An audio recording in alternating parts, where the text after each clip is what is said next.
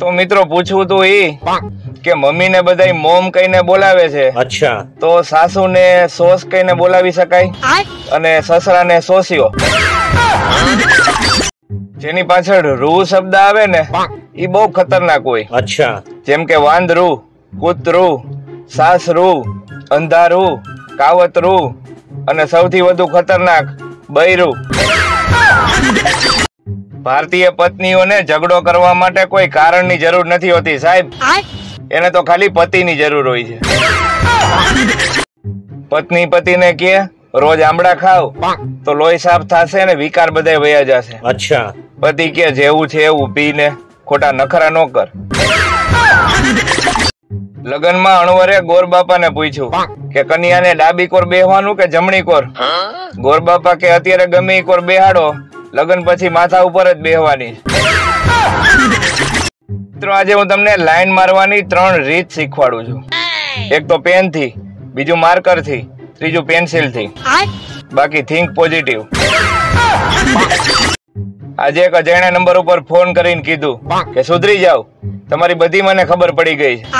પછી તો અત્યાર સુધીમાં 30 મિસ કોલ અને 150 સોરીના મેસેજ આવી ગયા. આ દુનિયામાં ખાલી 2 પ્રકારના પુરુષો જ સ્ત્રીને સમજી નથી શકતા. એક તો પરણેલા અને બીજા કુંવારા. કૂતરાનું બચ્ચું ગમે એટલું સુંદર હોય તોય લોકો એને ગલુડિયું જ કહે. અચ્છા, એવી જ રીતે પ્રેમ તમે ગમે એટલો દિલથી કરો તોય લગ્ન વગર લોકો એને લફરું જ કહે. આ વાક્ય તો લોઢામાં લીટા જેવું છે સાહેબ. ઉઘરાણી માટે તમે ગમે એને ફોન કરો ત્યારે કાં તો ઈ હોસ્પિટલના કામમાં હોય કાં તો બાર ગામ હોય. એક સુરતી લાલો દાંતણ લેવા ગયો. ત્યાં જઈને ઓલી દાંતણ વાળીને કહે કેમ આપ્યા દાંતણ? ઓલી કે 10 ની 3 સડી. અચ્છા, ઓલો કે કઈક વ્યાજબી કરો તો ટને લઈ જાવ. પછી ઓલી દાંતણ વાળીએ જે ગાડો આપી છે, લાલાને હજી નો ખબર પડી કે આ ગાડું કેમ આપે. છોકરાઓને દારૂ અને છોકરીઓને મેકઅપ ઈ ચડી જાય એટલે ઇંગ્લિશ જ બોલે. પહેલા ફસાવ્યો મને એની ઝાડમાં, પછી જેટલી વાર મેં હાથ ફેરવ્યો એના વાળમાં, હવે એ વાળ નીકળે છે ભાત અને દાળમાં. લગ્નના 7 ફેરામાંથી 4 જ ફેરા આપણે ત્યાં હોય છે. અચ્છા, અને એટલા માટે કારણ કે 4 જ ફેરામાં માણસ વઠો પડી જાય. બાકીના વધારાના 3 ફેરાની જરૂર જ નથી પડતી. પ્રેમી અને પ્રેમિકા રોમેન્ટિક મૂડમાં વાત કરતા હતા. પ્રેમી કે દરિયામાં હોય એને મોતી કહેવાય, તો આંખમાં હોય ને શું કહેવાય ડાર્લિંગ? ઓલી કે એને મોતીઓ કહેવાય. પત્નીને વાવાઝોડું કહેવા વાળા મારી આ વાત કાન ખોલીને સાંભળી લેજો અને બોલવામાં ધ્યાન રાખજો, કારણ કે કોઈને હોય એવું ન કહેવાય ભાઈ. પતિ કે આ રોજ શું એક ને એક બટેટાનું જ શાક બનાવ્યા રાખસ, જરાય નથી ભાવતું હવે. પત્ની કે રોજ એક ને એક કાચી પાતરીનો માવો ખાવ છો ને તોય ભાવે છે ને, ખાઈ લ્યો છાનમુના. જયલાએ ગામડે ફોન કરીને માજીને સમાચાર આપ્યા કે વહુને ટાઇફોઇડ આવ્યો. માજી તો બહુ રાજી થયા. કે હારું હારું, લગ્ન ને 8 વર્ષ થયા હતા, બિચારીને હજી કાંઈ નહોતું. મિત્રો 7 કરોડનો સવાલ. ઠીક હે. ટ્રાફિકમાં હોર્ન વગાડ્યા રાખવાથી આમાંથી શું થાય છે? એ જલ્દી સિગ્નલ લીલું થઈ જાય છે. બી રોડ મોટા થઈ જાય છે. સી ગાડી ઉડવા માંડે છે. કે ડી આમાંથી કાંઈ નહીં? જો પત્નીનું નામ શીલા હોય, અચ્છા, અને પતિનું નામ અજીત હોય, ઠીક હે, તો ઈ શીલાજીત તરીકે ઓળખાય કે નહીં? પત્ની કે કેવું શાક બન્યું છે? પતિ કે બહુ સારું બન્યું છે. અચ્છા, ઓલી કે આપણો દીકરો તો એમ કે છે કે જરાય સારું નથી બન્યું. પતિ કે ઈ બિચારો ભોળો યુવાન છે, હજી એના લગ્ન નથી થયા, એને હજી ખબર નથી કે ક્યાં શું જવાબ દેવાય. પહેલા માણસ ટેવ પાડે, પછી ટેવ માણસને પાડે. અચ્છા, પત્ની પતિને કે તમે મને 500 રૂપિયા આપો તો હું તમારા લાખો રૂપિયા બચાવવાની વાત કરું. અચ્છા, ઓલાએ 500 રૂપિયા આપ્યા. કે ઠીક હે, કે જે આવી રીતે તમારી પાસે પૈસા માંગે ને એમ આપી ન દેતા, નકર તમારા લાખો રૂપિયા વયા જાય, બૂચ મારી જાય.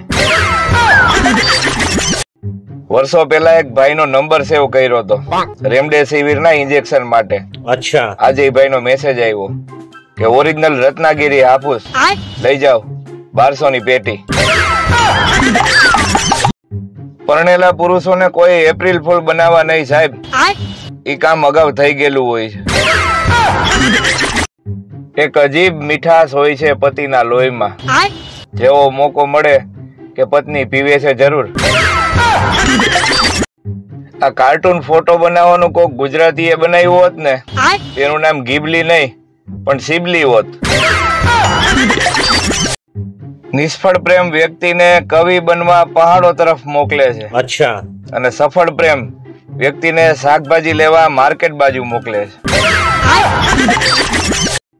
જીવનમાં હરીફાઈ એટલી નથી નડતી જેટલી શરીફાઈ નડે છે. જમાઈને સીધો બળદિયો નો કહેવાય ને, એટલે સાસુ ને સસરા એની દીકરીને ગાય જેવી કહે. ભાઈ આપણે ત્યાં માણસોની મજા જે છે ને, પોતાને શું કરવું જોઈએ ઈ ખબર નથી, પણ બીજાને શું કરવું જોઈએ ને શું ન કરવું જોઈએ ઈ બધી ખબર છે. એક વાંઢાએ છાપામાં જાહેરાત દીધી કે લોહી તો ખૂબ છે, अच्छा જોઈએ છે લોહી પીવા વાળી.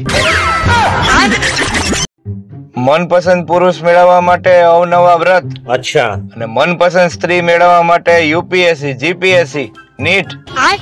વાહ. સૌથી મોટી અંધશ્રદ્ધા, લગ્ન કરાવી દ્યો છોકરો સુધરી જાય. એક સોસાયટીનો વોચમેન હંમેશા પીધેલી હાલતમાં જ રહેતો. अच्छा તે કોકે પૂછ્યું ઈ કે કા દારૂ પીવો છો? બોલો કે સિક્યોરિટી હંમેશા ટાઈટ જ રહેવી જોઈએ. આ સુનીતા વિલિયમ બેન તો સાચે અવકાશમાં ગયા હતા અને પાછા સફળતાપૂર્વક ધરતી ઉપર આવી ગયા. પણ અહીંયા આપણે તો અમુક હાવ કારણ વગરના હવામાં ઉડે, ધરતી ઉપર આવવાનું નામ નથી લેતા. છોકરી વાળાએ પૂછ્યું કે શું કરો છો તમે? છોકરો કે I am air diffusion fix and monitoring scientist. ઓલા કે અમારી તરફથી આ છે. ठीक है લગન પછી ખબર પડી કે ઓલાને તો પંચરની દુકાન છે. દિલના દર્દીઓ હોસ્પિટલ કરતા સોશિયલ મીડિયામાં વધારે જોવા મળે છે. હવે થોડાક દિવસમાં જ આઈપીએલ શરૂ થવાનો છે. પછી 2 મહિના તો આપણને ખબર નહીં પડે કે આપણે હાવ નવરા છીએ. આ બટેટા છે ને સાહેબ, ઈ ગમે ઈ શાકારે લફરું કરીને બેઠા હોય, કારણ કે ગમે ઈ શાકારે પડે. અને આજે પાછું બટેટું દિલ શેપનું મળ્યું છે. પુરુષ છે ને સાહેબ, ઈ લગન પેલા ગર્મજોશીમાં હોય, अच्छा લગનના થોડાક દિવસ સુધી મદહોશીમાં હોય, ठीक है અને લગન પછી ખામોશીમાં હોય. પત્ની પતિને કહે તમારા કોઈ કામમાં હારાવટ નથી હોતી. अच्छा બોલો કે કા શું થયું? અરે ઈ કે ગેસનો બાટલો તમે જ બદલાવ્યો હતો ને. આ જો 2 દી પેલા ખીચડી બળી ગઈ હતી, પરમ દિવસે શાક બળી ગયું, આજે રોટલી બળી ગઈ. કઈ જાતનો બાટલો લગાડ્યો?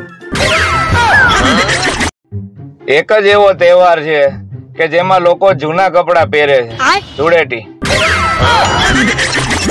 આ અજીબ મૂંઝવણ છે ને સાહેબ. દિવાળી ઉપર જો કબાટ ખોલો તો બધાય કપડા જૂના લાગે, અને હોળી ઉપર જો કબાટ ખોલો તો બધાય કપડા નવા લાગે. આનું શું કરવું?